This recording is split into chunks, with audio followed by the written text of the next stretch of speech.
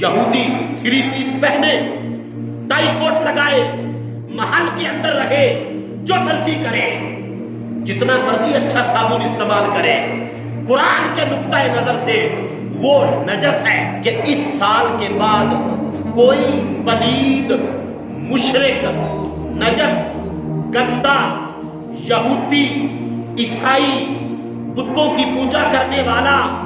خدا کو ایک نہ ماننے والا جو ہے، اس سال کے بعد وہ حرم کی حدود کے قریب نہ آئے۔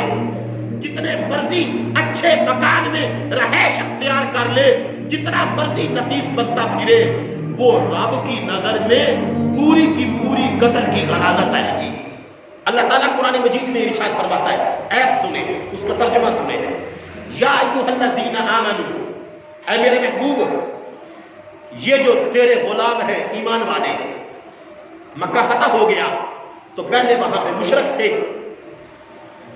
اب اللہ تعالیٰ نے ارشاد فرمایا کہ انما المشرکون نجس فلا يقربوا المسجد الحرام بعد عامهم هذا۔ اے محبوب، اپنے غلاموں کو کہو کہ اس سال کے بعد کوئی پلید، مشرک، نجس، گندا، یہودی، عیسائی، بتوں کی پوجا کرنے والا، خدا کو ایک نہ ماننے والا جو ہے، اس سال کے بعد وہ حرم کی حدود کے قریب نہ آئے، مکہ شریف کے قریب نہ آئے، مدینہ شریف کے قریب نہ آئے، حرمین طیبین کے نیڑے نہ آئے۔ اور اللہ تعالیٰ نے سارے یہودیوں کو، سارے عیسائیوں کو، سارے امریکیوں کو، سارے یورپیوں کو، سارے فرانسیوں کو، سارے بت پرستوں کو، سارے ہندوؤں کو، سارے سکھوں کو ایک لفظ کے ساتھ جواب دے دیا کہ جو لا الہ الا اللہ محمد رسول اللہ پڑھنے والا ہے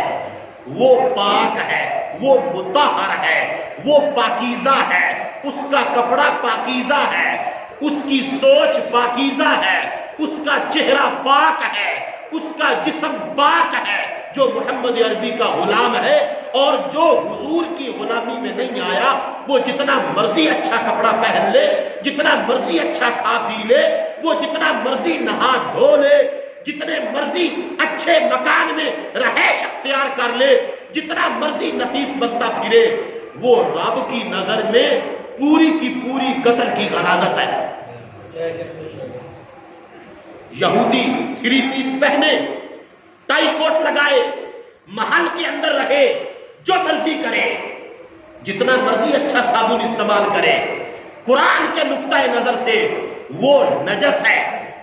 یہ بندہ مومن سادے پانی سے وضو کر کے مسجد میں آ جائے، یہ اللہ کی بارگاہ میں پاک ہے۔